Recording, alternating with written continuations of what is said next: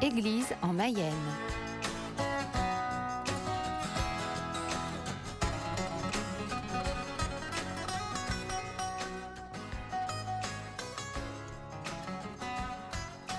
Bonjour à tous, vous êtes sur Radio Fidélité Mayenne dans notre magazine hebdomadaire Église en Mayenne avec moi, Véronique Faguet. Et ce sera la dernière émission d'ailleurs de cette grille de programme 2024-2025 puisqu'on se retrouvera ensuite au mois de septembre. Et je rencontre aujourd'hui sœur Anne-Elisabeth et sœur Clotilde, cisterciennes du monastère de la Coudre, qui vont faire leur profession solennelle dans le cours de l'été.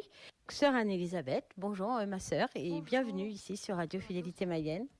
Et puis sœur Clotilde. Bonjour. Sœur Anne-Elisabeth et sœur Clotilde, mes questions vont porter autour de votre vocation, de votre appel, de la réponse surtout, et puis de cet engagement qui vient combien de temps après ? Alors on va développer tout ça ensemble. Est-ce que vous pouvez d'abord vous présenter l'une après l'autre ? Qui êtes-vous ? Alors sœur Clotilde. J'ai 38 ans, je suis née à Saint-Malo. J'ai fait des études de sciences politiques et j'ai travaillé dans le milieu du développement, en ONG et puis en coopération décentralisée, au Cambodge et au Maroc principalement. Ma famille était une éducation chrétienne, mais nous n'allions pas à la messe. Chrétien de tradition, voilà, on va dire. De tradition, mais vraiment assez éloignée. Et puis... au cours de mes voyages, c'est vrai que je découvrais dans les religions autres que chrétiennes quelque chose de beau aussi qui m'émerveillait comme beaucoup d'autres aspects des cultures étrangères, mais voilà, sans que ça m'interpelle plus que ça. Mais je me rendais compte que derrière une religion, il pouvait y avoir autre chose qu'un sujet de plaisanterie. Et en fait, au Maroc, donc, où j'ai travaillé pendant 3 ans, quelque chose d'autre se mettait en route sans que je le comprenne bien au départ. Mais donc je travaillais seulement avec des musulmans et qui, pour le coup, m'ont vraiment interpellé dans la manière de vivre leur foi. Cet appel du muezzin, cette sincérité dans l'engagement, voilà, et dans leur quotidien. Dans leur quotidien, vraiment dans l'essai de faire concorder leurs valeurs religieuses et les projets que nous menions ensemble. Oui, je comprends. Et finalement, ce sont ces amis musulmans qui m'ont ramené à la foi chrétienne. Alors, sans qu'ils le sachent vraiment, ni sans qu'ils l'aient vraiment voulu, parce que quand je leur posais des questions, ils percevaient bien que c'était pour approfondir un désir de Dieu, mais c'était pas pour être musulmane. Et finalement, leur compagnonnage a vraiment creusé en moi une soif, et que j'ai finalement abreuvé en allant à la petite église de Meknès. Alors j'y allais avec mon pull à capuche au début parce que je savais même plus ce que c'était qu'une messe. Mais les premières fois où j'y suis retournée, c'était comme un océan à prendre en plein visage. Enfin, c'était une sorte d'émerveillement de ce Dieu des chrétiens-là. Et donc voilà, il y a eu tout un cheminement, et puis où j'ai rencontré des frères qui étaient à Meknès, et puis il y a eu aussi une rencontre que j'ai eue avec le Secours catholique du Maroc sur un projet qu'on avait en commun au monastère des frères trappistes de Midelt, où il y a le dernier dernier des survivants de Tibrine. À ce moment-là, ça ne m'avait pas interpellé, c'était juste une réunion de travail. Mais donc il y a eu un matin, en juin... Vous allez nous raconter ça, ça va être le chapitre suivant de notre émission, d'accord ? On va donner la parole à Anne-Elisabeth, sœur Anne-Elisabeth, excusez-moi. Et vous allez aussi nous dire, dites-nous d'où vous venez, qui êtes-vous ? Alors, moi je suis originaire de Corrèze. J'ai été attirée par la vie monastique quand j'avais à peu près 9 ans.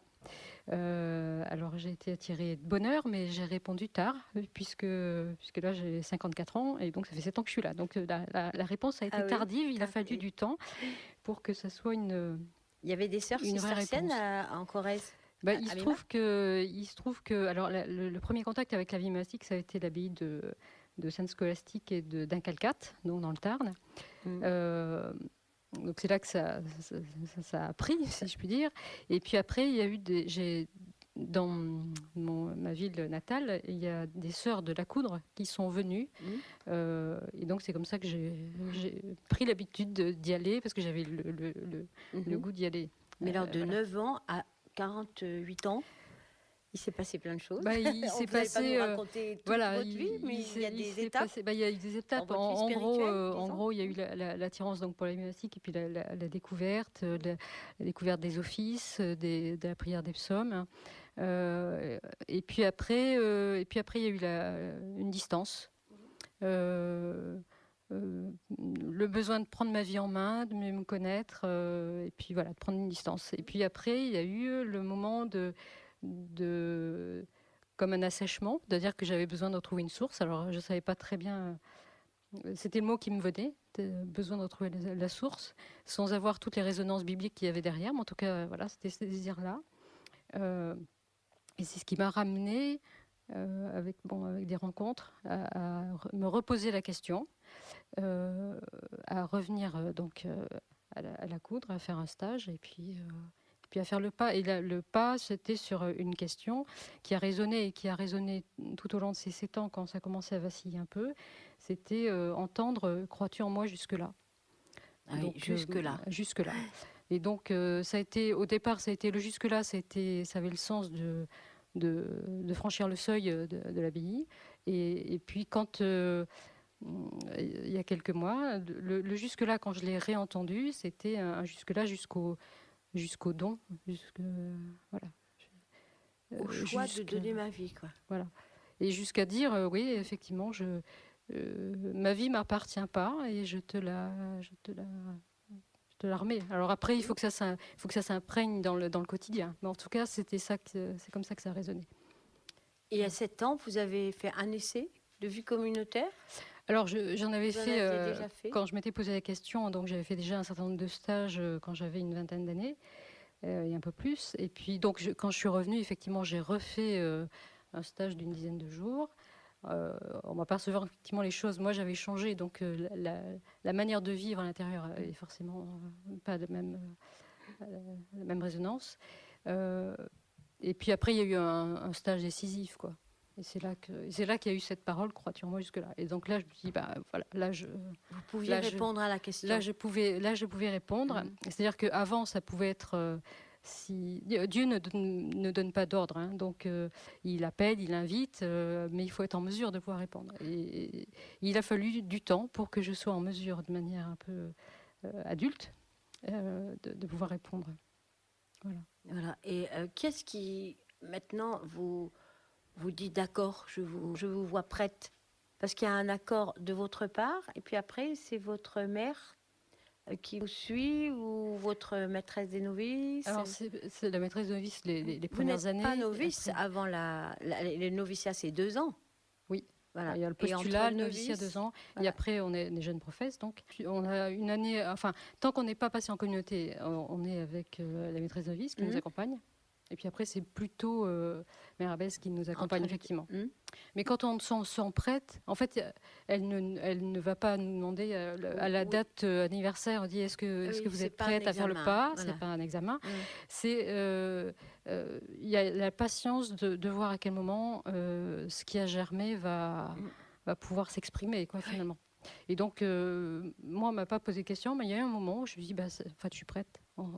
C'était évident, quoi. C'était évident. Oui, c'est une évidence qui fait qu'il n'y a plus de questions à se poser. Il n'y a plus de questions à se poser. Voilà, c'est le moment de faire le pas, à la fois la paix, la joie, et puis finalement pas trop à ce moment-là, pas trop d'inquiétude. Mais c'est juste d'avancer sur un sol ferme, en fait. C'est un peu cette impression-là que ça. Alors, il y a une étape qu'on n'a pas évoquée pour l'une et l'autre, là, sœur Clotilde et Anne-Elisabeth. C'est pourquoi un jour vous avez dit oui, parce que on va continuer ensemble, sœur Clotilde. Vous étiez donc à Midelt, vous avez été marquée par la rencontre de ses frères. C'était dans le cadre en plus d'un projet de travail avec le Secours catholique. Mais après, voilà, sans tout détailler, parce qu'on n'a pas beaucoup de temps pour toutes les deux, mais pourquoi vous vous êtes posé cette question? Alors, il y a eu le retour à la vie chrétienne, à la pratique chrétienne, et à une vie intérieure qui avait poussé au contact la vie spirituelle, pardon, des musulmans, de vos collègues? La foi de mes collègues musulmans m'a plutôt ramené à des racines chrétiennes, pas vraiment à une pratique puisque que je n'avais jamais eue en fait. Donc m'a plutôt éveillé à ce Aux désir de racines, Dieu. oui. Ouais, voilà, Vous vous vraiment les dites, racines. ma culture c'est chrétienne, je ne suis pas musulmane, donc vous Et- êtes allé voir du côté de votre culture à vous. Voilà, et puis il y avait quelque chose qui résonnait vraiment, enfin, dans ce que je relisais du Christ, de ce que j'écoutais, il y avait vraiment quelque chose qui résonnait où je me disais, mais oui, enfin, ça m'attirait. Et puis il y a vraiment eu, effectivement, il y a eu un matin, oui. Donc en juin 2015, il y a 10 ans, donc là où j'habitais, dans la vieille ville de Meknès, et où là il y a eu cette sensation d'évidence. C'est ce Dieu des chrétiens-là. Et derrière ces mots, il y avait cette évidence que c'était un Dieu d'amour, mais qui nous aimait d'un amour tellement immense, tellement innommable, et qui aimait tous les hommes, l'humanité entière, mes collègues comme les hommes de l'autre bout du monde, comme le pauvre mendiant d'à côté. Enfin, et cette évidence que cet amour nous débordait de toutes parts et nous promettait plus encore, ça m'a laissé dans une joie, mais que je n'avais jamais expérimentée pendant plusieurs mois. Et du coup, qui m'appelait à une réponse radicale, en fait. C'est ça qui a mis en marche un autre processus, puisque j'avais prévu de travailler après, enfin voilà, dans un territoire d'outre-mer. C'était une aventurière, comme les Malouins, quoi. Peut-être qu'il y a de ça. Oui, j'ai pas mal travaillé à l'étranger. Oui, c'était encore le plan. Mais là, je percevais bien que c'était cette sensation d'évidence de ce Dieu d'amour était tellement magnifique que oui, voilà, ça m'appelait à une réponse radicale et je percevais bien que ça allait changer mes plans, mais je ne savais pas comment. Et donc, un de mes premiers réflexes, ça a été d'annuler un premier retour en France et d'aller à Midelt, de retourner dans ce monastère. Et là, j'ai savouré. Hors travail. Là, hors travail. Perso. Ouais. Et là, j'écoutais l'office de vigile, voilà, le rythme de la journée, les chants. Et puis j'ai rencontré le père Jean-Pierre, qui était prieur. Non, de Midelt. Donc, alors, c'est pas le frère Jean... C'était Jean-Pierre de Tibérine. Alors, j'ai rencontré le père Jean-Pierre de Tibérine plus tard, mais là, ce premier temps marquant, c'était avec le père Jean-Pierre Schumacher, qui était prieur de Midelt. Et ce séjour a été déterminant pour vous? C'est-à-dire qu'il a mis en marche l'idée que cette réponse radicale à laquelle je me sentais appelée pouvait prendre corps dans cette vie monastique qui m'appelait sans que j'arrive, mais sans que je la connaisse bien encore. En fait, à la fin on a échangé longuement et il m'a dit mais n'hésitez pas à aller voir une communauté en France. Sur le coup, je lui disais mais il faut pas exagérer. Ah oui, c'est ça. Vous, l'aventurière. Oui. Et vous voilà arrivé à la Coudre combien de temps après? 2 ans après. J'ai pris le temps de visiter, effectivement, enfin d'aller voir d'autres congrégations, d'autres monastères pour ancrer ce désir et le vérifier avec d'autres. Parce qu'il y avait quelque chose d'irrationnel, mais vous voyez bien qu'il n'excluait pas la raison non plus. Il y avait cette harmonie à trouver, à laisser mûrir. Et donc oui, il y a eu 2 ans où j'ai un peu redécouvert ce que c'était que l'Église en vivant dans une paroisse. Oui, c'est ça aussi. Il y avait en catéchèse, ayant ma confirmation. La formation, voilà. Oui, c'est ça. Donc voilà. Et, mais à chaque fois que j'allais dans un autre endroit, il y avait cette sensation d'évidence qui faisait que ça me ramenait. Le premier stage que j'ai fait était à la Coudre. Et à chaque fois que j'allais voir dans un autre lieu, ça me laissait cette sensation d'évidence que c'était ici. Ouais. Donc vous voilà arrivé il y a 7 ans, ici. Sœur Anne-Elisabeth, le point de départ de votre vie religieuse, c'est quoi?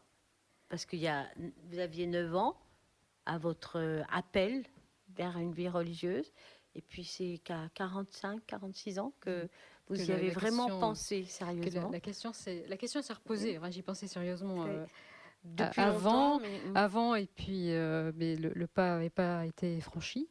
Mais là, cette fois, enfin, des années après, voilà, avec un peu plus de maturité, il fallait tout ce temps-là pour Pour vous. ressentir ce besoin de revenir à cette source-là, quoi. De clarté. Finalement, sans trop savoir ce que j'allais découvrir. Même si je connaissais la gymnastique, finalement, on ne la connaît que quand on la vit, quand on l'expérimente au jour le jour, aux côtés des sœurs, avec les Puis liturgies, longtemps. Je pourrais en avoir une idée, mais c'est vraiment l'expérience du temps qui fait entrer dans cette vie-là. Et vous êtes rentrée ici? Je suis rentrée Après ici. avoir- Oui, en fait, j'avais vu d'autres abbayes, notamment une qui m'intéressait parce que je trouvais que les sœurs chantaient très bien. Et donc, j'avais demandé à y aller une dizaine de jours. Donc, j'ai tenu les 10 jours, mais j'aurais pas fait plus. Parce qu'elles chantaient, de fait, elles chantaient très bien. Mais c'était dissonant pour moi. Intérieurement. Oui. Il n'y avait pas Je comprends. d'acquaintance, si je puis dire, avec la communauté. Voilà, pourtant, le lieu était agréable, l'abbaye belle, voilà. Mais il se trouve que le chemin, il m'a ramené jusque-là. Euh, Après, c'était effectivement, je reprendrai le même terme que Sœur Clotilde, il y avait un moment d'évidence, c'est-à-dire que c'est là et pas ailleurs. Et puis ça se confirme après, au fil du temps, c'est là et pas ailleurs. Et là, je pense au vœu de stabilité qu'on va dire. Euh, le vœu de stabilité, au départ, c'était pour moi associé au lieu. Alors c'est de fait associé au lieu, puisqu'on ne se déplace pas comme les congrégations apostoliques qui vont en mission, qui changent. Donc là, on est vraiment attaché au lieu, mais en même temps, ce qui se crée, c'est quand même le lien avec la communauté. On fait partie de la communauté progressivement. Et donc la stabilité, elle est aussi incarnée dans cette communauté-là. En fait. C'est le lieu et attaché à cette communauté-là. Qu'est-ce qui nourrit votre foi, toutes les deux? Est-ce qu'il y a un auteur, une spiritualité, un père de l'Église, un saint, une page de l'Ancien ou du Nouveau Testament? Du Premier Testament, j'ai lu qu'on devrait dire normalement. Pas l'Ancien, mais le premier. Je dirais d'abord que ce qui nourrit d'abord, c'est tout le temps de passer le matin dans le silence à lire la Bible, justement, à s'en nourrir, à laisser résonner, à pas essayer de mettre la main dessus, mais à essayer de goûter ce qu'on entend, et puis comment ça va irriguer la journée. Vous lisez combien de temps le matin? C'est après vigile? C'est après vigile. Normalement, c'est une demi-heure, entre une demi-heure et 3/4 d'heure, plutôt une demi-heure.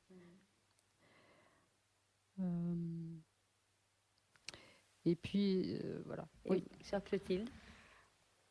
Donc, quand on dit qu'on lit, c'est pas comme ce moment après vigile, c'est pas une lecture comme la lecture d'un livre spirituel, justement. C'est vraiment donc une lectio, dans le sens où on reste sur un même texte ou sur quelques lignes pendant donc voilà une demi-heure, 3/4 d'heure, et c'est vraiment avec vraiment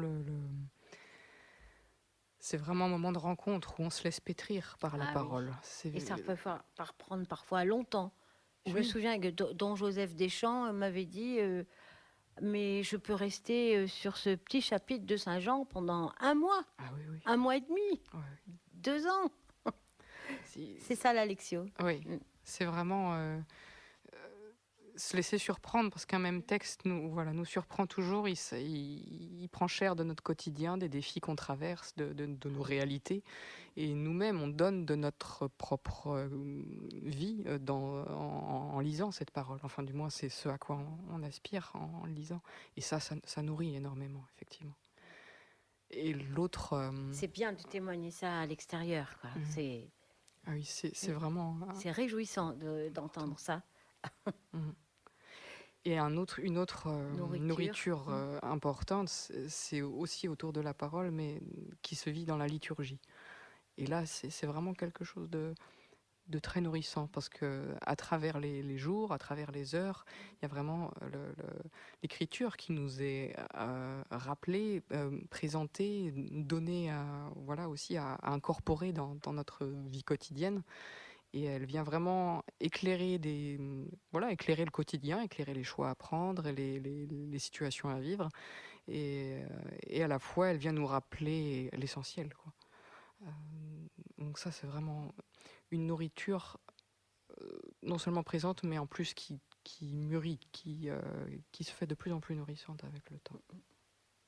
Alors, on n'a plus beaucoup de temps maintenant, mais je voudrais juste quelques mots sur... Vous savez tout ce que vous quittez. Vous avez accepté le célibat, vous n'aurez pas d'enfants, vous n'aurez pas de la vie quotidienne de tous les jours, mais vous savez que vous aurez d'autres joies, et pour toujours, quoi. Oui, non. C'est un débat à l'intérieur pour vous de temps en temps. Oh, je pense plus maintenant. Enfin, oui, c'est ça. Au début, il pouvait y avoir un petit peu de tiraillement. Maintenant, ça en est à reconnaître tout ce que j'ai reçu, notamment quand j'ai travaillé en Paris, parce que j'ai beaucoup aimé travailler à Paris. Je suis restée à peu près 17 ans. J'ai beaucoup aimé ce que je faisais. Et puis, qu'est-ce que vous faisiez d'ailleurs? Je travaillais en EHPAD, j'étais cadre en EHPAD. D'accord.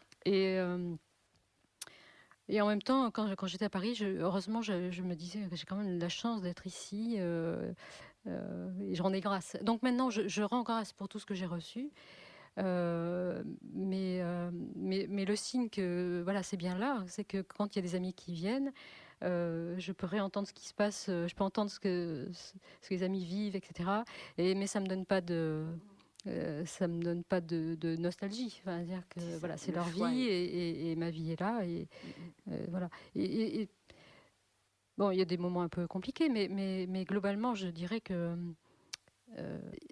alors je vais pas trouver le terme, mais c'est tellement, c'est mal dit de le dire, c'est comblant en fait quand cette vie-là. Donc en fait, il y a pas envie d'aller chercher ailleurs. Il n'y a pas de comparaison à faire parce qu'il y a quelque chose qui est donné en plénitude au jour le jour, et donc du coup il n'y a pas besoin d'aller voir des ersatz de joie et d'autres choses parce que c'est déjà très nourrissant ici, quoi. Merci sœur Anne-Elisabeth. Et vous, l'aventurière Malouine, sœur Clotilde, qui avait choisi la stabilité justement, que vous allez enraciner avec cette profession solennelle, qui sera le 23 août. On va le repréciser et puis après on s'arrêtera là. Oui. Mais en fait, avec le temps et là, en réfléchissant ou en me laissant pétrir par cette décision des vœux définitifs, il y a cette même sensation que j'avais eue au départ, c'est que finalement, toutes ces choses vécues à travers le monde, toutes ces choses vécues, se récapitulent ici. Oui. Il y a vraiment la sensation qu'il y a quelque chose de commun que je vis profondément ici, mais que je continue de partager avec toutes ces personnes qui me sont chères, avec ceux que j'ai croisés et qui m'ont nourri et que je continue de porter en moi. Mais du coup, cette sensation que même s'il y a des choix et des renoncements, profondément, on reste unis par cette même vie, par cette même promesse. Et que la vie monastique ici me fait vivre de manière plus pleine encore cette évidence que nous sommes vraiment unis. C'est ça, il y a une plénitude, c'est comblant donc. Et j'aime bien ce mot de récapitulation en fait, parce qu'on l'a perdu un peu ce mot. On peut dire rapidement je récapitule, mais non, là tout se récapitule, ça. La tête est là. Oui. Merci sœur Anne-Elisabeth et sœur Clotilde. Alors je rappelle que vous allez donc professer solennellement votre engagement qui vous enracine ici en ce lieu, dans le temps et dans l'espace. Ici pour Dieu, le 9 août pour vous, sœur Anne-Elisabeth, et le 23 août pour vous, sœur Clotilde. Eh bien, merci beaucoup. On vous dit notre union à tout ce que vous avez choisi de vivre avec Dieu. Et merci. Quant à nous, on se retrouve au mois de septembre pour la rentrée sur Radio Fidélité Mayenne. À très bientôt. Au revoir. Au revoir à tous.